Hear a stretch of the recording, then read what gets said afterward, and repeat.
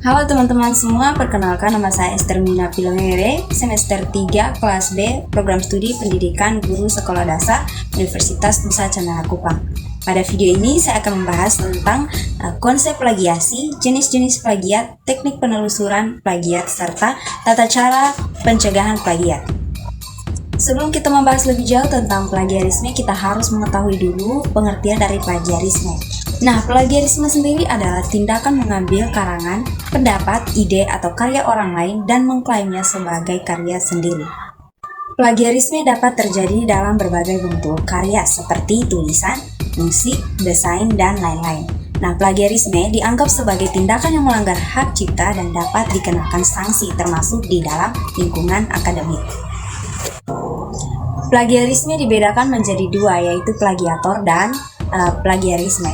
Plagiator adalah orang yang melakukan penciplakan, sedangkan plagiarisme dimaknai sebagai penciplakan atas karya hak cipta. Sebelum mengetahui bagaimana mengutip dengan benar, kita harus mengetahui hal apa saja yang termasuk dalam kategori plagiarisme. Yang pertama ada replikasi.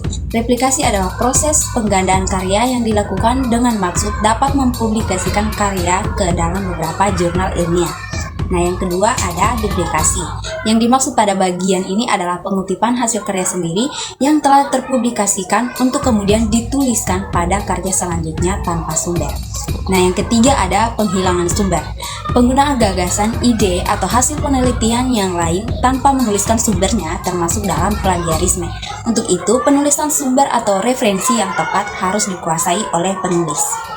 Yang keempat yaitu penghilangan sumber sekunder, di mana informasi penting dapat dikemukakan melalui kutipan dalam karya orang lain.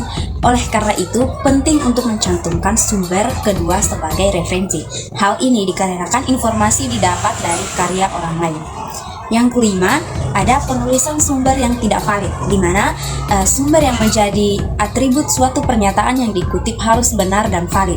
Penulisan sumber yang tidak benar dapat dikategorikan sebagai plagiarisme. Yang keenam ada parafrase tanpa sumber, di mana parafrase adalah suatu teknik mengutip yang mengubah kalimat dalam karya orang lain menggunakan kalimat sendiri dalam konteks yang sama tanpa mengubah maknanya. Meskipun telah diubah menggunakan kalimat sendiri, namun pengutipan harus tetap disertai sumber. Penulisan tanpa sumber dalam bentuk apapun adalah dilarang dalam karya ini. Yang ketujuh ada penelitian berulang. Penelitian berulang yang dimaksud dalam konteks plagiarisme adalah penggunaan metode penelitian yang sama tanpa menyebutkan sumbernya. Nah, metode penelitian tersebut meliputi penggunaan instrumen penelitian yang sama dan cara pengambilan data yang sama tanpa menyebutkan sumber yang dengan tepat.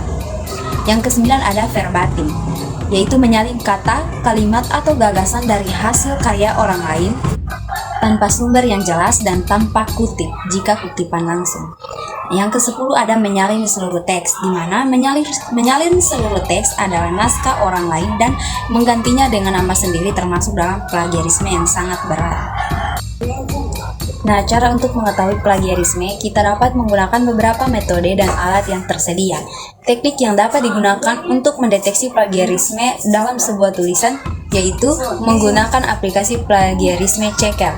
Aplikasi ini akan membandingkan teks yang dimasukkan dengan database teks yang ada untuk mencari kemiripan atau kesamaan dengan teks lain yang sudah ada.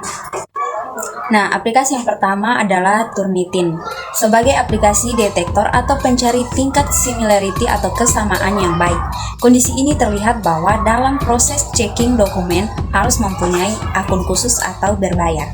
Nah, yang kedua ada Grammarly. Salah satu pembeda Grammarly juga dapat dimanfaatkan sebagai alat cek grammar atau spelling dan lain-lain pada kalimat bahasa Inggris.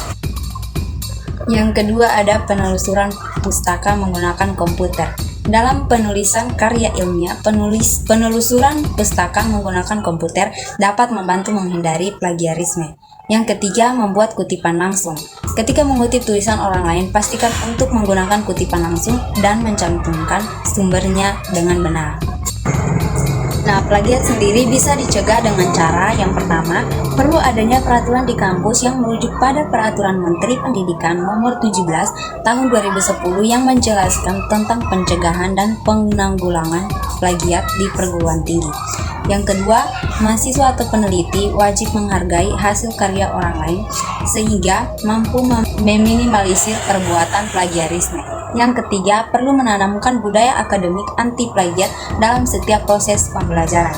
Yang keempat, memberikan pelatihan terkait teknik parafrasa sehingga dapat meminimalkan angka plagiat. Sekian materi yang bisa saya sampaikan, semoga dapat bermanfaat bagi teman-teman semua.